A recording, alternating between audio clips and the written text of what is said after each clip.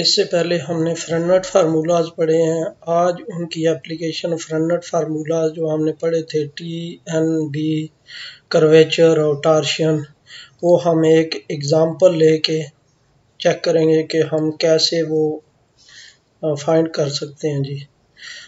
Example से पहले आप देखें, अगर सपोज ये कोई कर्व है या कर्व का कोई पार्ट है, अब हम अगर देखना चाहते हैं कि ये कर्व कितनी बेंड हो रही है, क्योंकि कर्वेचर हमें बता रहा होता है कि कर्व की बेंडिंग कितनी है, कितनी बेंड हो रही है। तो हम क्या करते हैं जी, जो प्रोसीजर है कि ये जो कर्व है या कर्व का जो वो पार्ट जिसमें हम बेंडिंग फाइंड कर रहे हैं, हम क्या करते हैं कि उसी को, वो छोटी सी जो आर्क होती है, हम उसको एक्सटेंड करते हैं। इस तरह एक्सटेंड करते हैं कि एक सर्कल बना लेते हैं, इमेजिनरी सर्कल एक कंप्लीट कर देते हैं। और वो जब सर्कल बनेगा तो उसका हम सेंटर एक लोकेट कर देंगे। ये सेंटर है जी, वो भी एक इमेजिनरी सेंटर हम ले लेंगे, क्योंकि रियल तो कर्व हमारे पास ये है, बाकी ये इमेजिनरी पार्ट है। तो उधर से उस सेंटर से लेके इस कर्व तक ये जो है हमारे पास डिस्टेंस, ये क्या होगा, रेडियस ऑफ कर्वेचर। और जितना ये जो सर्कल है, जितना इसका रेडियस कम होगा इतना ही उसमें बेंडिंग ज्यादा होगी, यानी उतना ही उसका कर्वेचर ज्यादा होगा। जितना ये रेडियस ज्यादा होगा इतना ही उसमें बेंडिंग कम होगी और उसका जो कर्वेचर है वो कम होगा। ये दोनों रेसिप्रोकल होंगे। इसी तरह अब देखें ये इसमें टॉर्शन में, अब सपोज ये हम स्पेस में z एक्सिस के ऊपर एक सर्कल बना रहे हैं। अब इस जब सर्कल बना रहे हैं, सॉरी एक्स वाई प्लेन में एक सर्कल बना रहे हैं, एक ही सर्कल होगा तो वो कोई ट्विस्ट उसमें नहीं आ रहा। अब इधर देखें, इधर ये थोड़ा सा ट्विस्ट आ रहा है, यानी एक सर्कल ये कंप्लीट किया यहाँ से लेके यहाँ तक, और यहाँ से फिर ये कर्व थोड़ी सी ऊपर आ गई, यानी z एक्सिस की तरफ बढ़ गई। इसी तरह यहाँ पे देखें कि ये इस तरह एक कर्व आई, फिर उसके बाद ये आस्ता आस्ता, यानी यहाँ से ही ये कंटिन्यूसली इंक्रीज होना शुरू होगी है z एक्सिस के अलाउंग, और ये कंटिन्यूसली ये इंक्रीज हो रही है और साथ साथ ये टर्न भी हो रही है। ये देखें जी, और ये जब कंप्लीट करेंगे तो ये जो एग्जाम्पल बनेगी हमारे पास, ये जो फिगर बनेगी, ये कौन सी बनेगी, हेलिक्स की। अब एग्जाम्पल देखते हैं जी हेलिक्स की जी।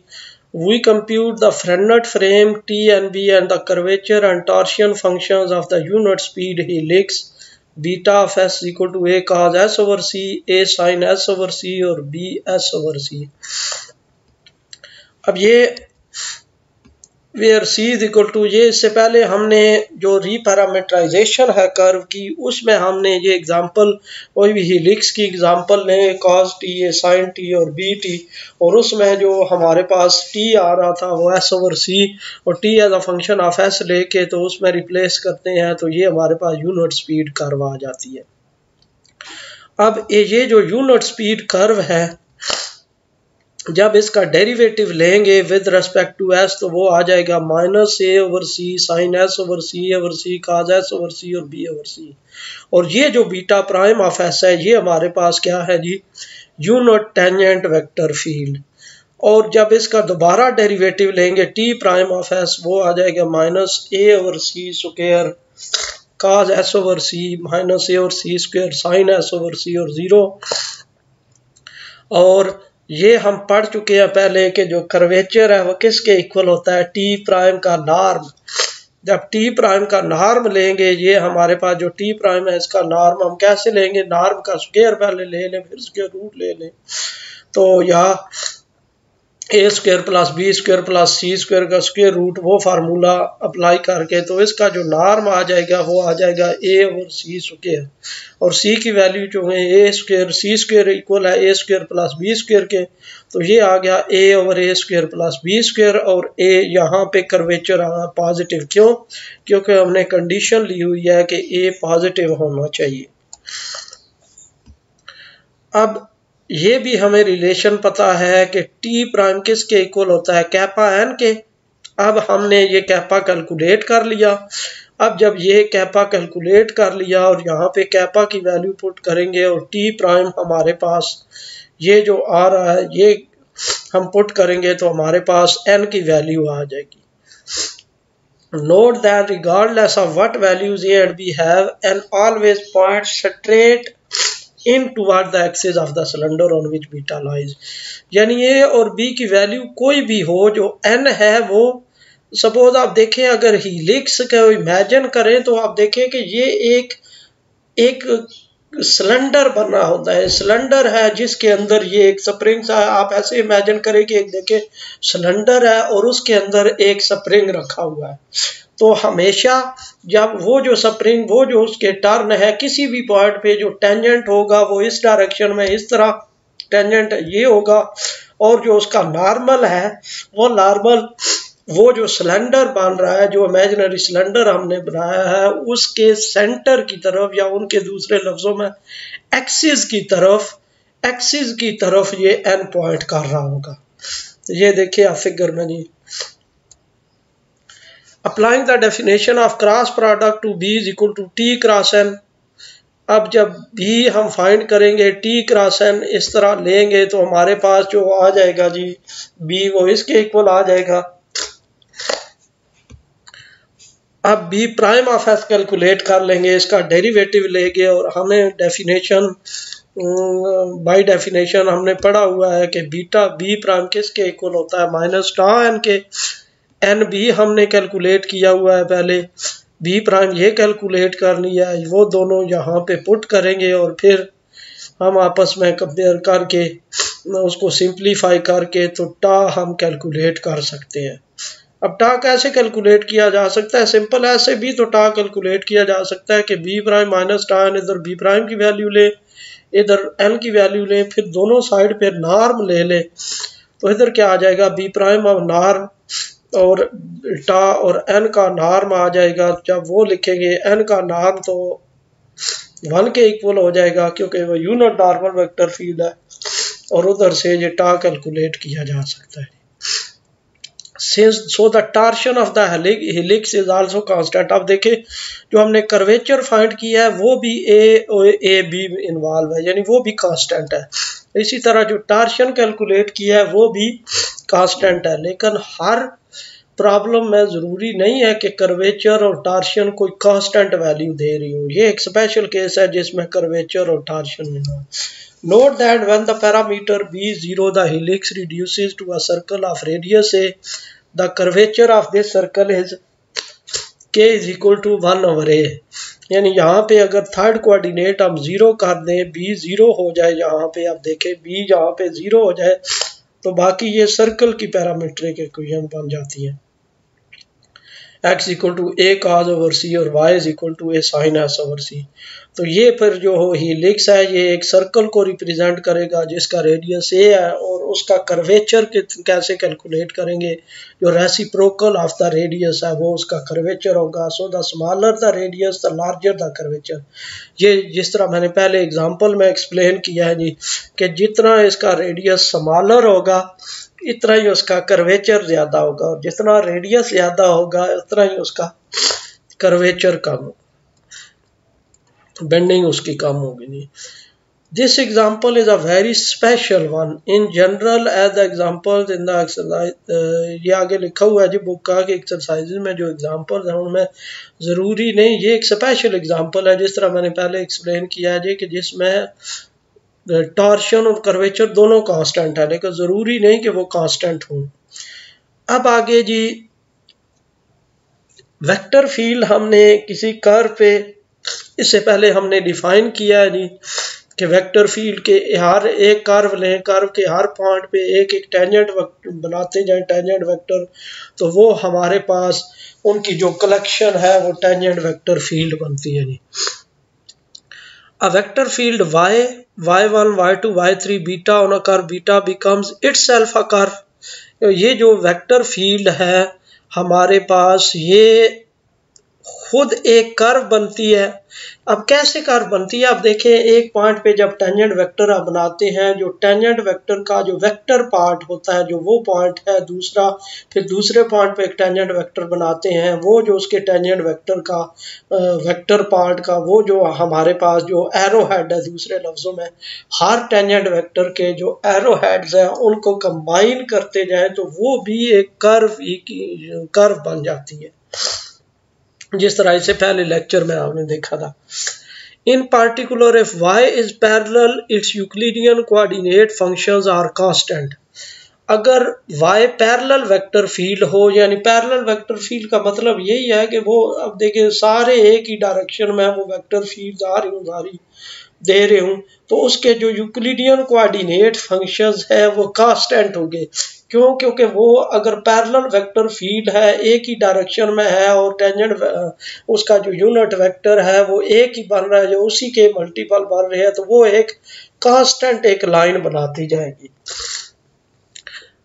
सो y is identified with a single point of r cube. तो फिर ये जो टेंजेंट वेक्टर फील्ड है ये इस एक पॉइंट से आइडेंटिफाई की जा सकती है। वही जो पॉइंट है जो हमने लिया है उस पे ही आप टेंजेंट वेक्टर बनाते जाएं, डिफरेंट लेंथ्स के देते जाएं, क्योंकि जब पैरेलल वेक्टर फील्ड है, अब जैसे अब देखें कि x एक्सिस है और y एक्सिस है। अब y एक्सिस ओरिजिन पे हम ले रहे हैं, तो y एक्सिस के पैरेलल अगर x एक्सिस पे कोई भी लाइन ड्रा कर दें, तो वो लाइन अगर हम बैक लेके आए तो बिल्कुल वो y एक्सिस के ऊपर मैच कर जाती है। यानी y एक्सिस को ही दूसरे लफ्जों में आप देखें तो वो हमने कोई डिस्प्लेस करके आगे ले गए अगर वो पैरेलल लाइन ड्रा करते हैं। इसी तरह अगर पैरेलल वेक्टर फील्ड है तो वो जितने भी वेक्टर्स हैं वो एक पहले वेक्टर पे सारे कॉपी किए जा सकते हैं, क्योंकि डायरेक्शन ही एक है उनकी। तो वो जो पहला वेक्टर है वो एक पॉइंट पे बन रहा होगा किसी पे, उस पॉइंट के मल्टीपल लेते जाएं, हमारे पास वो जो वेक्टर पार्ट है, वो जो पॉइंट बन रहा है उसके हम मल्टीपल लेते जाएं, सारे मल्टीपल लेते जाएं, तो वो हमारे पास एक वेक्टर फील्ड बन जाती है। आगे है जी, a plane in R cube can be described as the union of all the perpendiculars to a given line at a given point. यानी जो प्लेन हम कैसे कंस्ट्रक्ट कर सकते हैं कि एक हमारे पास कोई पॉइंट हो, उस पे एक लाइन ड्रा कर दें हम, तो जितनी भी परपेंडिकुलर लाइंस हैं उस पे बन सकती हैं वो सारी बनाते जाएं, तो उनको कंबाइन करें तो वो एक प्लेन बन रही है। जिस तरह देखें नीचे फिगर में कि ये एक पॉइंट है और ये हमने उसके ऊपर एक लाइन बना ली है, या ये एक इस डायरेक्शन में एक लाइन बना लिया। अब इसके परपेंडिकुलर जितने भी हम लाइंस ड्रा करेंगे, सपोज एक इधर लाइन ड्रा कर दी, फिर इसके परपेंडिकुलर इधर ड्रा कर दी, फिर इसके परपेंडिकुलर इधर ड्रा कर दी, फिर इसके परपेंडिकुलर ऐसे ड्रा कर दी, तो ये जितनी भी परपेंडिकुलर लाइंस ड्रा करते जाएंगे तो वो सब को जब कंबाइन करेंगे तो वो एक प्लेन बनेगी। ये तो है ज्योमेट्रिकल एक्सप्लेनेशन। अब मैथमेटिकली हम कैसे इसको रिप्रेजेंट करेंगे या कैसे स्टेट करेंगे? In vector language, then the plane through the point P orthogonal to Q not equal to 0। यानी ये जो Q वेक्टर पार्ट है, ये प्लेन जो P पॉइंट से पास कर रही है, और हमारे पास Q जो ऑर्थोगोनल वेक्टर पार्ट है उसकी ऑर्थोगोनल होगी। कैसे ये प्लेन डिफाइन करेंगे? Consist of all points R, ये उन सारे पॉइंट पे कंसिस्ट कर रही होगी such that r minus P, जब r माइनस पी लेंगे तो ये एक वेक्टर बन जाएगा। यानी r माइनस पी जो वेक्टर है dot Q is equal to 0 के इन सब का और आप चेंज करते जाएं, जहां पे ये पूरी इस प्लेन में हम सारे ये डिफरेंट पॉइंट्स लेते जाएं और उनका डिफरेंस लेते जाएं P पॉइंट से, वो जो वेक्टर बनेगा उसका जब डॉट प्रोडक्ट लेंगे Q से तो वो 0 आएगा। यानी जो मैथमेटिकली प्लेन है, हम कहते हैं कि a plane through the point P orthogonal to Q vector consists of all points R such that R minus P dot Q is equal to 0. By remark above, we may picture Q as a tangent vector at P as shown in figure 2.1. यानी हम P point पे Q consider कर सकते हैं as a tangent vector. यानी इस तरह हम प्लेन कैसे कंस्ट्रक्ट कर सकते हैं स्पेस में कि एक पॉइंट ले स्पेस में, उस पे एक टेंजेंट वेक्टर ड्रा कर दें। अब वो जो टेंजेंट वेक्टर ड्रा करेंगे, फिर जितने भी वेक्टर होंगे जो उस टेंजेंट वेक्टर पे परपेंडिकुलर होंगे, उन सब को कंबाइन कर दे, यूनियन कर ले, वो हमारे पास एक प्लेन बन जाएगी जी। यही चीज आगे इधर भी यूज हो रही होती है, जिसमें हम आगे देखेंगे कि 3 डिफरेंट टाइप्स की प्लेन, क्योंकि सेरट-फ्रेनेट फार्मूला में भी हम 3 वेक्टर फील्ड ले रहे हैं, TNB यूनिट वेक्टर फील्ड। हर दो तीसरी जो है वो दूसरे दोनों पे परपेंडिकुलर है। We can now give an informative approximation of a given curve near an arbitrary point on the curve। यानी अब हम इसकी अप्रोक्सीमेशन लेंगे कि किसी कर्व के किसी पॉइंट पे, आर्बिट्रेरी पॉइंट लें उसकी नेबरहुड में, अगर उस कर्व को अप्रोक्सीमेट करें तो क्या रिजल्ट आता है जी। The goal is to show how curvature and torsion influence the shape of the curve. यानी यहाँ पे हमने ये देखना है कि कर्वेचर हमने थ्योरेटिकली तो पढ़ लिया है कि या स्टडी कर लिया है कि कर्वेचर जो है वो उसकी बेंडिंग के साथ इन्वॉल्व है और टॉर्शन जो है उसकी ट्विस्टिंग के साथ इन्वॉल्व है। यानी कर्वेचर होगा तो उसमें बेंडिंग होगी, टॉर्शन होगा तो उसमें ट्विस्ट आ रहा होगा। तो जब तक ट्विस्ट नहीं आ रहा होगा, बेंडिंग होगी, तो वो कर्व प्लेन में रहेगी, और जब उसमें ट्विस्ट आ जाएगा तो वो स्पेस में चली जाएगी। अब देखें, प्लेन पे अगर कोई वेक्टर हो यानी एक्स वाई प्लेन पे, तो उसके कितने कंपोनेंट होंगे? 2, I और J। इसी तरह अगर स्पेस में वेक्टर हो तो उसके कितने कंपोनेंट्स होंगे? 3, I J K, 3 उसके कुछ कंपोनेंट्स आएंगे I J K से मल्टीप्लाई करके, ऐड करके। इसी तरह यहाँ पे भी हमारे पास 3 ही है, T N और B। जब तक हमारे पास ये तो हमने पहले देख लिया ना कि T प्राइम, N प्राइम और B प्राइम को कैसे T N B के लीनियर कॉम्बिनेशन में लिखा जा सकता है। तो जब तक हमारे पास किसी 2 का लीनियर कॉम्बिनेशन आ रहा होगा, इसका मतलब ये है कि वो फंक्शन प्लेन में लाई कर रहा है। और जब वो तीसरा भी साथ इन्वॉल्व हो जाएगा, यानी T N B का अगर लीनियर कॉम्बिनेशन है वो फंक्शन, तो इसका मतलब यह है कि वो प्लेन में लाई करता है। ये आगे हम देखेंगे वो कौन सी प्लेन्स बनती है। जिस तरह आप देखें, स्पेस में अगर ले एक्स एक्सिस, वाई एक्सिस और जेड एक्सिस ले ले, तो हमारे पास 3 प्लेन्स बनती हैं। कौन सी? एक एक्स वाई प्लेन, एक एक्स जेड प्लेन और एक वाई जेड प्लेन। इसी तरह यहाँ पे भी T N B से हमारे पास जब कोई भी 2 लेंगे तो हमारे पास एक प्लेन बनती है। वो डिफरेंट आगे हम उसकी देखेंगे उनके नेम क्या है जी। जिस तरह ये X Y plane, X Z plane और वाई जेड प्लेन। तो मैं आपको बता रहा था कि कोई भी 2 जब इनमें से जब T और N का लीनियर कॉम्बिनेशन होगा, तब भी वो फंक्शन जो होगा वो किसी प्लेन में लाई कर रहा होगा। T और B का लीनियर कॉम्बिनेशन होगा, तब भी वो किसी प्लेन में लाई कर रहा होगा। N और B का लीनियर कॉम्बिनेशन होगा, तब भी वो किसी प्लेन में लाई कर रहा होगा। अब देखिए अप्रोक्सीमेशन पहले समझते हैं जी। सपोज हमारे पास ये एक फंक्शन है, क्यूबिक फंक्शन। अब ये क्यूबिक पोलिनोमियल है या क्यूबिक फंक्शन है, इसका अगर ग्राफ प्लॉट करें 0 से 4, तो ये इस टाइप का ग्राफ आता है इसका। यानी इसके 3, और ये देखें एक्स एक्सिस को 1 2 3 3 पॉइंट्स पे टच कर रहा है। अब इसको अगर अप्रोक्सीमेट करते हैं हम सिंगल, सपोज हम अबाउट 1.5 इसको अप्रोक्सीमेट करते हैं, यानी उसकी टेलर सीरीज एक्सपेंड करते हैं।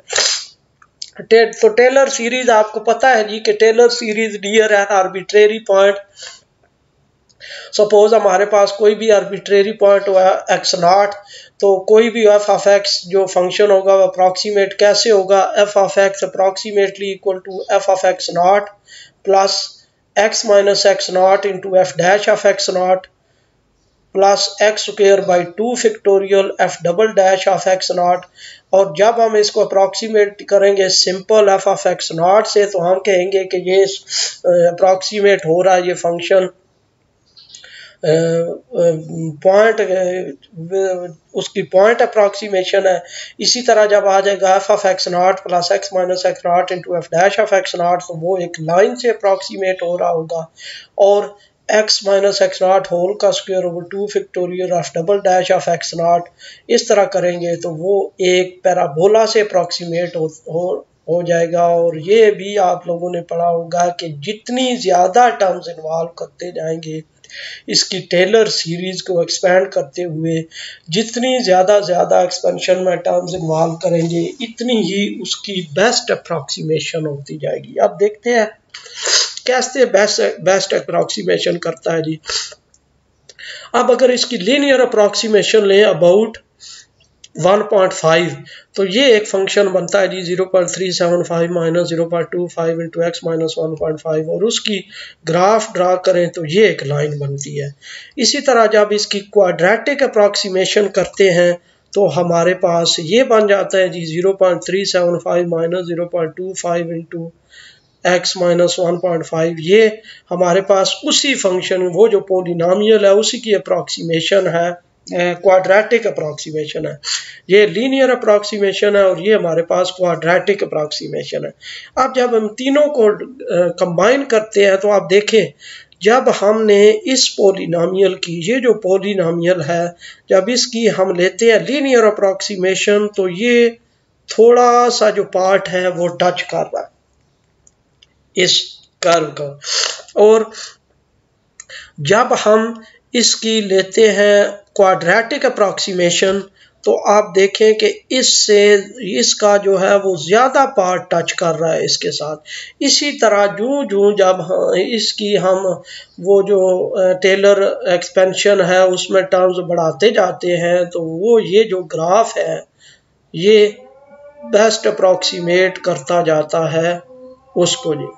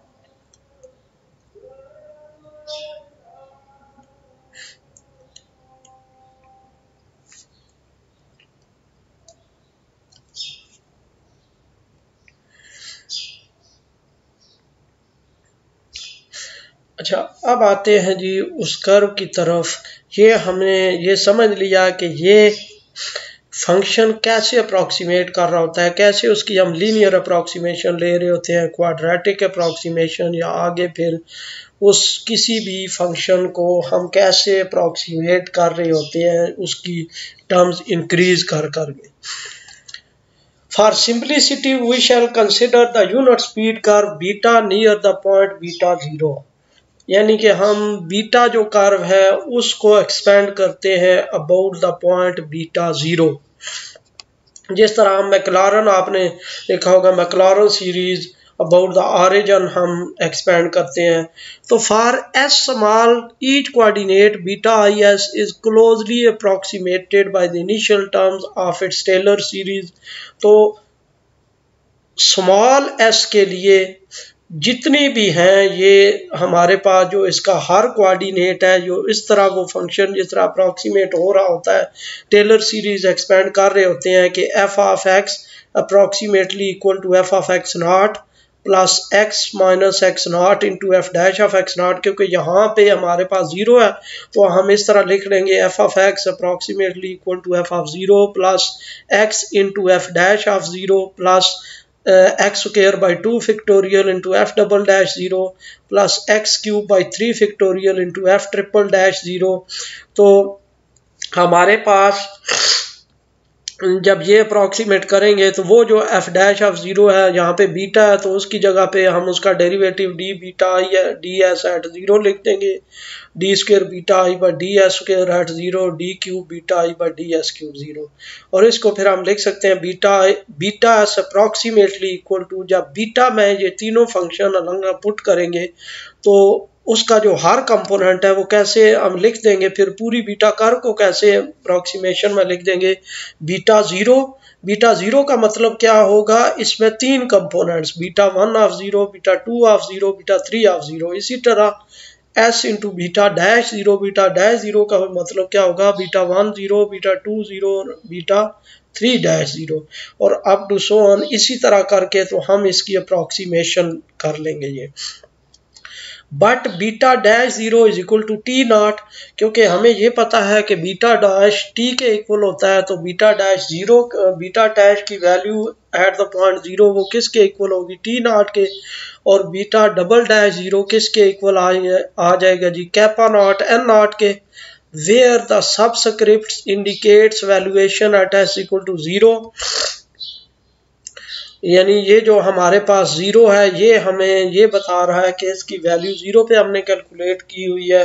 वी अज्यूम के नॉट इक्वल टू 0, हम अज्यूम कर रहे हैं कि कर्वेचर यहाँ पे 0 नहीं है। तो बीटा हमें पता है कि beta double prime kappa N के इक्वल होता है, तो बीटा ट्रिपल प्राइम फिर किसके इक्वल आ जाएगा, कैपा एन का प्राइम। तो इस पे जब प्रोडक्ट रूल अप्लाई करेंगे तो क्या आ जाएगा, D K by D S into N plus kappa into N prime. अब क्योंकि हम फ्रेनेट फार्मूलाज हमने पढ़े हैं कि T prime N prime B prime किसके इक्वल होता है, माइनस टाई एन के, और टी प्राइम इसी तरह कैपा एन के, और उसके बाद जो एन प्राइम है minus kappa T plus tau B उसके इक्वल है। तो minus kappa T plus tau B, जब हम इधर ये बीटा ट्रिपल प्राइम 0 करते हैं तो ये किसके इक्वल आ जाता है, D kappa by D S into N.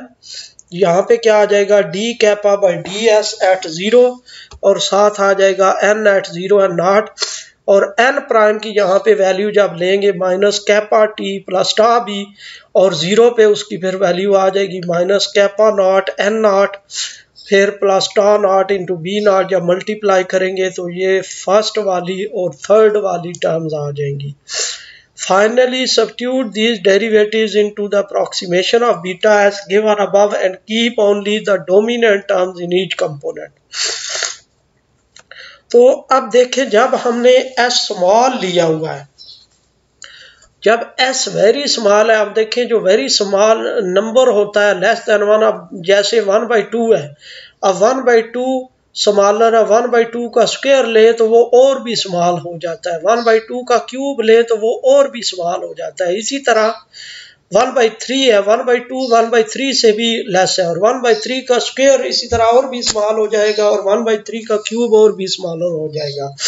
इसी तरह जब ये वैल्यू बीटा ट्रिपल प्राइम 0 की ये वैल्यू हमारे पास है, बीटा डबल प्राइम 0 की ये वैल्यू है, और बीटा 0 की हमारे पास बीटा 0 की ये वैल्यू है जी, beta 0 is equal to T not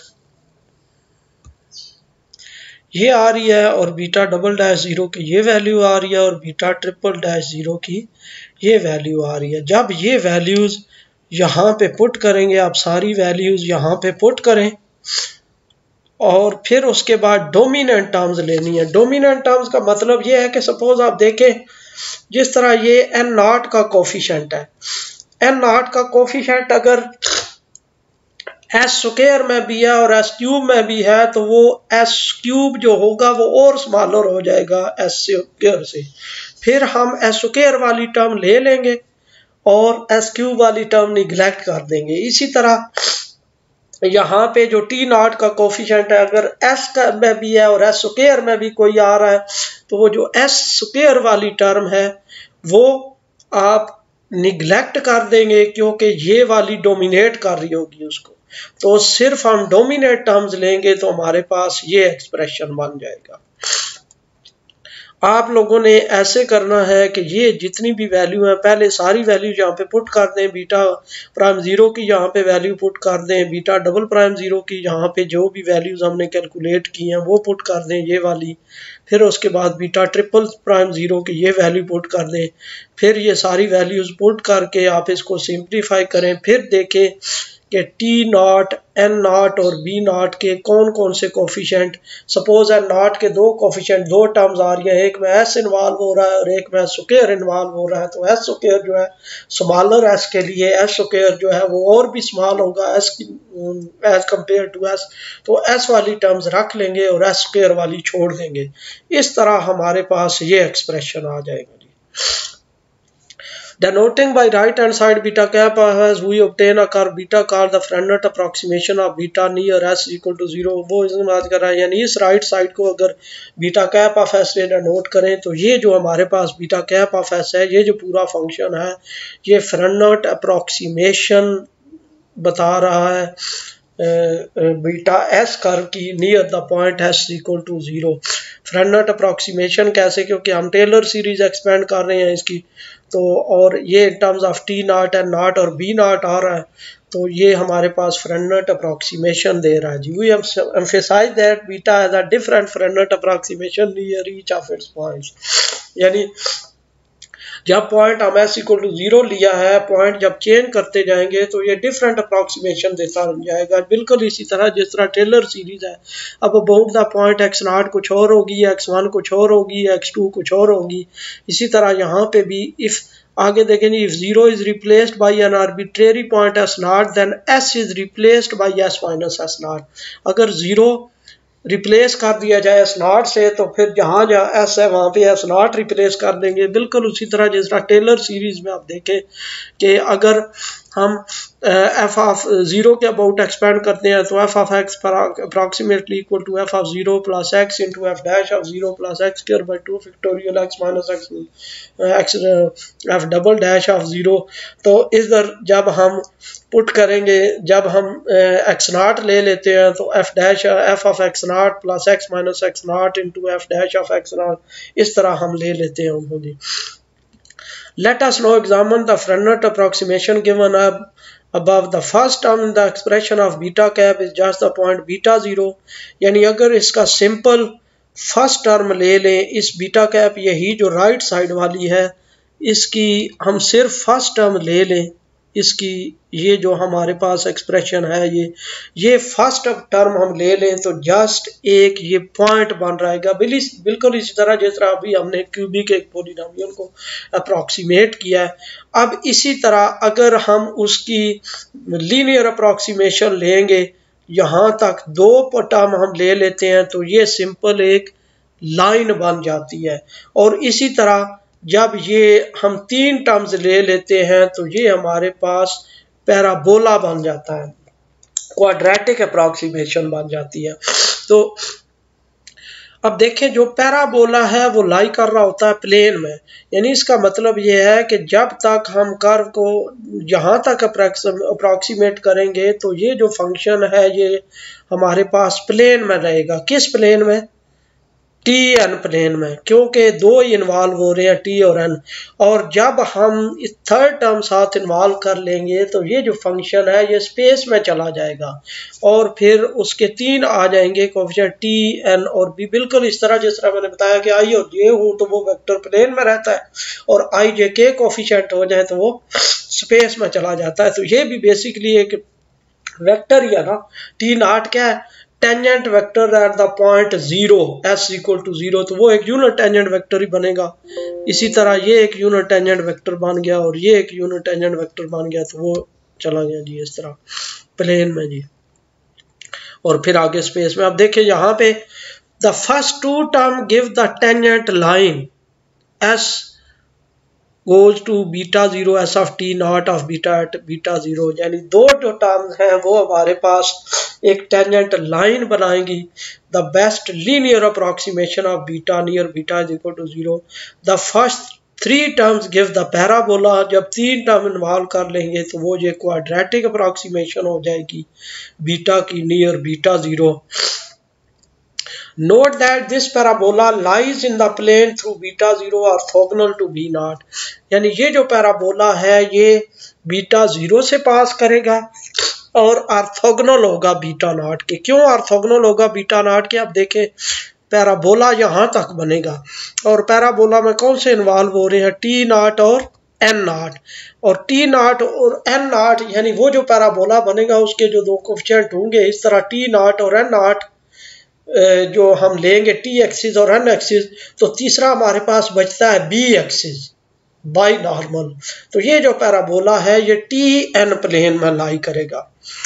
जो टी एन प्लेन में लाई करेगा, आगे कहते हैं the osculating plane of beta at beta zero. यानी इस कर्व की वो ऑस्कुलेटिंग प्लेन है। ये तीन टाइप्स की प्लेन है जी, जो जिस तरह मैंने आपको बताया था इस लेक्चर के स्टार्ट में कि एक्स वाई और जी, अगर तीन एक्सिस हम ले लेते हैं तो तीन प्लेन बनेगी, X Y plane, X Z plane, Y Z plane. इसी तरह हमारे पास तीन डायरेक्शंस है, इधर वेक्टर फील्ड्स है टी एन और बी। तो हमारे पास जो तीन प्लेन बनेगी, आप देखें पहली normal plane, consider the curve beta S, let T of S not, N of S not and B of S not B unit tangent, unit normal and unit binormal vector at the point s equal to s naught. The plane spanned by n of s naught, b of s naught with normal t of s naught is called normal plane. यानी एक ऐसी plane जिसमें जितने भी vectors हैं वो N not और B not के लीनियर कम्बिनेशन से आ रहे होंगे, उसको हम कहेंगे नॉर्मल प्लेन। और जिसमें जो टी नॉट है वो नॉर्मल वेक्टर होगा, जिस तरह ये है अब, यानी एन नॉट और बी नॉट जब इन दोनों के लीनियर कम्बिनेशन से कोई वेक्टर बन रहे होंगे सारे, यानी वो जो सारे फंक्शन बन रहे होंगे वह इसको टी नॉट को अगर यहाँ से ख़त्म कर दें तो वो बकाया जो फंक्शन बनता है वो सारे जो फंक्शंस बन रहे होंगे, आप देखें वो एन नॉट और बी नॉट की हमारे पास वो डिफरेंट, यहाँ को एस की डिफरेंट यहाँ पे एक पार्टिकुलर वैल्यू ले रहे हैं, तो वो हमारे पास जो टेंजेंट वेक्टर बन रहा है वो एन नॉट और बी नॉट का लीनियर कम्बिनेशन बन रहा होगा। तो ये वो सारे जिस प्लेन में लाई कर रहे होंगे वेक्टर्स, उसको हम प्लेन को कहेंगे नॉर्मल प्लेन। इसी तरह एक ऐसी प्लेन जिसमें सारे जो वेक्टर्स हैं जो बी नॉट और टी नॉट के लीनियर कम्बिनेशन आ रहे होंगे उसको हम कहेंगे रेक्टिफाइंग प्लेन। और ऐसी सारे वेक्टर्स जो टी नॉट और एन नॉट के लीनियर कम्बिनेशन से बनाए गए होंगे जिनमें बी नॉट नॉर्मल वेक्टर होगा उसको कहेंगे ऑस्कुलेटिंग प्लेन। तो अब देखें ये जो है हमारे पास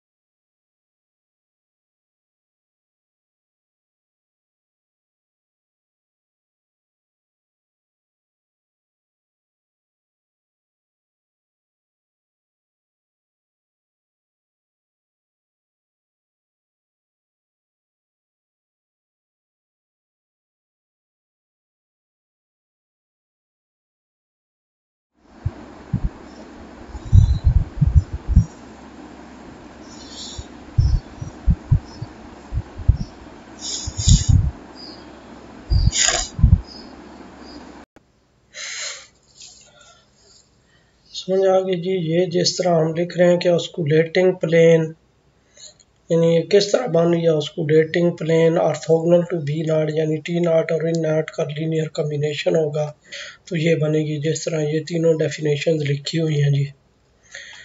अब इसी को ये जो हमारे पास अप्रॉक्सीमेशन आ रही है, ये जो हमारे पास है टी नॉट एन नॉट और बी नॉट, जो हमने फंक्शन को एक्सप्लेन ये अप्रॉक्सीमेट किया है।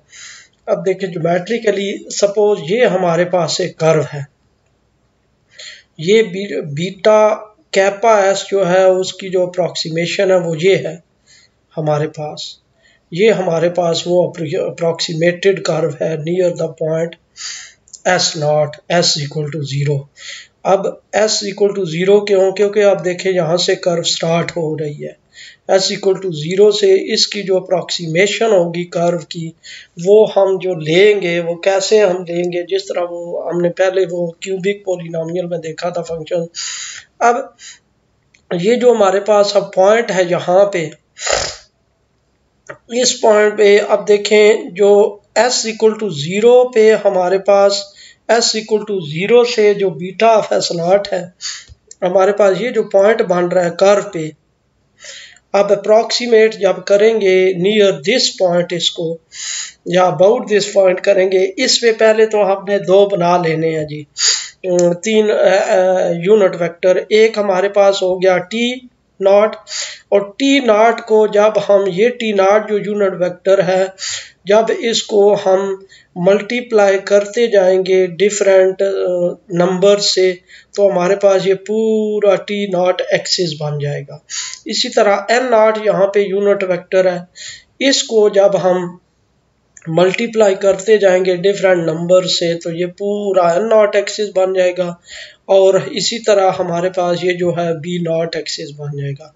अब दो जो टर्म्स है, एक जो टर्म बनेगी अब इसमें जो लिख रहे हैं हम, ये जो हमने लिखा है एस ऑफ टी नॉट, अब एस टी नॉट ये जो वेक्टर आएगा ये किस डायरेक्शन में आएगा, इस डायरेक्शन में। इसी तरह kappa not S square over 2 factorial वो एन नॉट इस डायरेक्शन में ये वेक्टर आएगा, और तीसरा जो है हमारे पास वो इस डायरेक्शन में ये वेक्टर आएगा।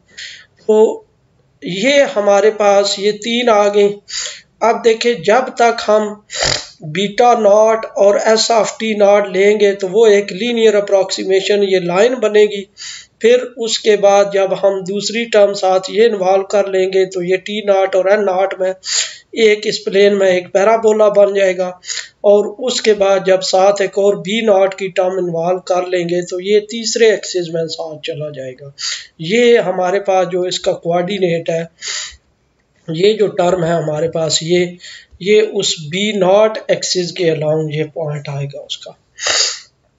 तो इस तरह जब हम लेंगे यानी कि सिंपल ये दो टर्म लेंगे तो लीनियर अप्रॉक्सीमेशन होगी, तीन टर्म्स लेंगे तो क्वाड्रेटिक अप्रॉक्सीमेशन होगी। तो जब सारी टर्म्स ले लेंगे तो वो हमारे पास ये वो जो पोलिनोमियल है या वो जो कर्व है वो स्पेस में चली जाएगी जो बीटा एस को अप्रॉक्सीमेट कर रही होगी near the point S equal to 0। On the basis of this discussion, it is reasonable guess that if a unit speed curve has curvature identically 0 and then it is a straight line, यानी अगर यहाँ से हम gas कर सकते हैं कि अगर कर्वेचर उसका आइडेंटिकली जीरो का मतलब यह है कि हर पॉइंट पे अगर कर्वेचर 0 हो रहा हो तो वो स्ट्रेट लाइन होगी, वो जो यूनिट स्पीड कर्व है वो स्ट्रेट लाइन होगी।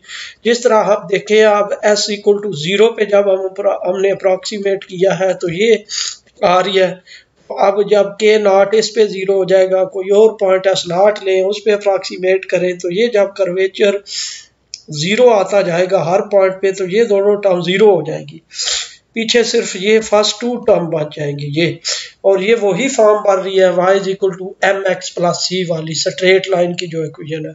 इसका मतलब ये है कि कर्वेचर अगर आइडेंटिकली 0 हो तो फिर हमारे पास वो जो कर्व है ज्योमेट्रिकली भी यहाँ से हमने देख लिया है, क्योंकि वो अप्रॉक्सीमेट कर रही है एक स्ट्रेट लाइन को किसी भी पॉइंट के अबाउट। अगर वो कर्व हम करें एक्सपैंड करें तो वो हमारे पास अप्रॉक्सीमेट जो है उसमें कर्वेचर अगर 0 पुट करें तो वो एक स्ट्रेट लाइन बनती है।